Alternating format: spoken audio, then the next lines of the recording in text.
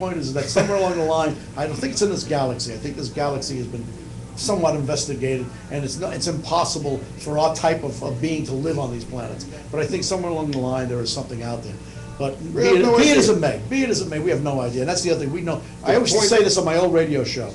The problem that I have with most people who think they know, we know nothing. We don't know. We truly know nothing. I even blogged about it. We get on the, I like to make believe sometimes that I know the answer to, when I was in school. I know.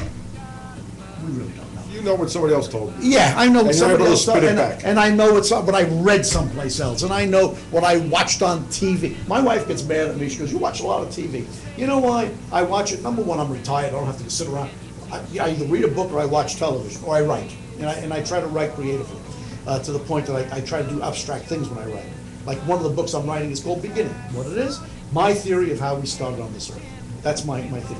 And what it does, it ties religion into the whole thing. So what I look at is that the reason I watch it is because sometimes there's information that is useful, and sometimes there's information I find totally out of whack. It's just information. This is the biggest enemy I truly believe that we have. There's so much information that is here on this internet that we have to know that 50% or maybe more is wrong.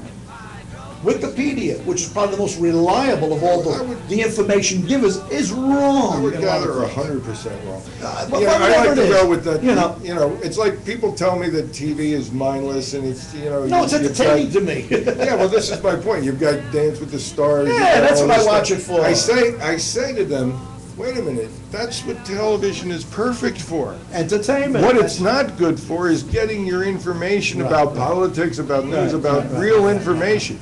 I like to watch the History Channel when it tries to tell me what history really is, according to whoever put the project together. This year. Yeah, but I also like to watch the Animal Channel, where they're tracing the cheetah and they're tracing the lion and the. I enjoy that. That's what television is good. I like to watch the models.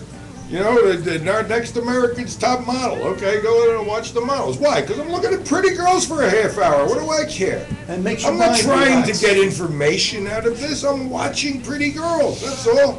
I mean, to me, when you come down to important things, it's only important if it affects your life. And the reason the government thing is important to me and the politics thing is because it affects all of our lives. Well, you know what? I said if America's top model, which one is the first question I asked John before. As much as someone I agree with you, I'm going to say, when's the last time a president in this country directly affected your life? Always. In what way? They all have.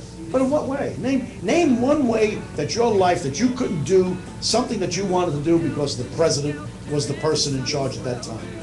Name one thing. Can I stop paying taxes? Sure you could. I mean, I don't have to, because at my rate of pay, I get it all back. You can stop. So I actually don't pay taxes. Yeah, but so now that's not even a good criteria for you. What else you want to do? Tell me what else that the president of the country currently or at any time in your lifetime directly affected your everyday life, that you couldn't go out and get in your car and drive someplace. You couldn't go out and go to a fine restaurant to do the everyday things, mundane, that we, and I put myself, mundane that we do. This is exactly the illusion of freedom that enables them, I don't say that enables them to continue to do this. Because while I'm out having that dinner, somebody in that office is spending money on my behalf and putting me into debt that I didn't authorize, that I didn't ask for. So I might feel that I'm free to go out and eat that dinner, but in reality I can't afford that dinner because somebody just put me into debt on this end. You know what I mean? And that's how it affects us. When we look at the numbers now, and they have been manageable for much of history, but when you look at $13 trillion, when you look at 3.5 times... You're talking about the newest number that popped up that somebody came up with that I think is totally erroneous, because every time a conservative effort goes out there talking about how we're in debt in this country, I keep telling everybody, if there's a $9 trillion debt projection, it's over 10 years. Now they added $4 more trillion. Where they came up with it, I have no idea. So I don't even take that $4 trillion. I leave it the hell out. Well, see, now we talk trillions. We never talked trillions before 2 years ago. You know why? Because of inflation. There's inflation in this world. You know what causes inflation? Stupidity causes inflation. Okay? printing money. Of course, of course. Printing money. Of course. And you the know Fed what? is printing. We're so arrogant, we think that we're gonna get out of it because we'll be able to print the money and people are gonna give us money. We'll inflate out of You know, it. That's what they're gonna do. They did that in Weimar, Germany. Worked out real well for them. Of course, you needed a wheelbarrow of money to buy a loaf of bread. Yeah. And a lot of people Same ended thing up happened just, in Italy with the lira. and a lot of people just end up throwing it into the I remember going stove to to Italy- heat their I house. remember going to Italy one time, it was 2,200 lira to the dollar. I had to carry a lot of, what the hell is this? I went to Mexico and I forget what it was, 1,100 pesos to the dollar.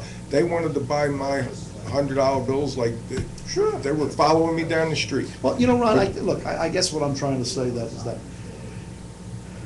your thoughts are good. Your thoughts are very much on because you're a Constitution surviving, a constitutionalist who believes in the Constitution, believes in the original theory of America as it was, and I believe that too. And also, I'm out of the Locke school. I am a patriotic type of guy. I also believe in supporting the particular government that we have that's in power at the time until they do something that I feel is out of whack, and then I'll get on the air and I talk about it. You know, same way as you do I with the think they're out of blogs. whack. You know, people say, And I think oh, right you're now- attacking Obama. Well, wait a minute, I attacked Bush too. Oh, no, I attacked Bush, and right now, I didn't attack Obama yet, because I'm one of these guys that gives people a chance to do what they gotta do. 8 months, he's not gonna put us he's not gonna dive us into the depths of obscurity in 8 months, but he's not gonna bring us out of the ashes like a phoenix in 8 months. To me, So- I see no difference. To me, Yeah. it's been one line. Yeah, One line I think right right now it is one line. I think that what he has now is still a carryover that came from, look, a friend of mine said something to me. I said, look, don't blame the Democrats, Does because the the last president- 20 years have been a Republican regime. Does the president have the authority to get our troops out of Iraq? Absolutely. Why hasn't he? And I think he should. And I think he should. And I don't know why he hasn't. He has made Why statements is he that he's gonna pull them increasing out. troops in Afghanistan? Now that's a different story. Now with me, that's a different story. I think we gotta pull out of both, okay? So do I. But if I had to have a war, my first agreement is get the son of a bitch that was in Afghanistan. That was my Why fear. didn't we get him? That was It's my 8 years gunsling. now. We couldn't get, and we still, you know what? So now you gotta leave him alone. Get out, he'll die his own death, he'll be gone in 10, 15 Do years. you know how our forefathers did this? How they answered this question, this problem of being attacked by someone who's not a state? They had an answer for it. What was that? Ron Paul actually brought it up in Congress. It was called letters of marque and reprisal. Okay? Because they had a problem with terrorists Sure, back then. especially then during They were Tripoli. called pirates. Yeah. Okay? And we hired a guy called Jean Lafitte. And we sent him after pirates. Well, what was he? Mercenary. He was a pirate. He was a mercenary.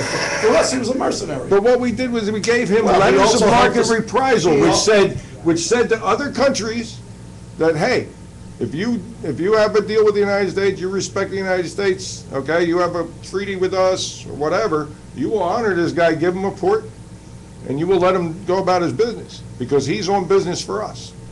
And we would have sent in mercs to go over there and get that guy, and guess what? He'd have been dead. If he isn't already. I have two friends, Vinny and Tony, could have gone over there and found him, okay? So what, but instead we send billions of dollars, we have the highest suicide I rate in our agree. military ever. I agree with We're you. putting I think- stress on our kids, we're sending National Guard guys who were supposed to be here, run by the state governor, over to foreign soil, all right, they've signed up for weekends, and now they're over there, you know, year I after think year this- after year, the destroying war- their the families. war in Iraq is We've an killed- atrocity. we've The killed war in millions of Afghanistan people. now, even now, the current general is saying, the war in Afghanistan is out of control. It's out of control. Well, Afghanistan's where empires go to You know, die. what you gotta do is you gotta do like the Russians did, you cut your losses, get the Leave. hell out, and leave them alone. Let them, if the Taliban comes in and wants to kill women and what, leave them alone. Nothing you can do It's about their it. own people. It's their own people, let them do what they gotta do. We can't be the savior for the world. You wanna be a mercenary and go over and help protect them, go ahead. That's another thing, by the way. Same thing, John Lafitte, he helped Jackson in what do they call it, in New Orleans. He was a mercenary, that's what he was. And, you know, it's like, right now, it's sad because we have more people, this country's not cohesive anymore. It's really not. It's being splintered totally by all the. have a buried history. We've been through this stuff before, You know, man. and all we're doing is repeating everything, just Yeah. repeating everything. And I think that's the flaw in humanity. That's the flaw in man. We repeat.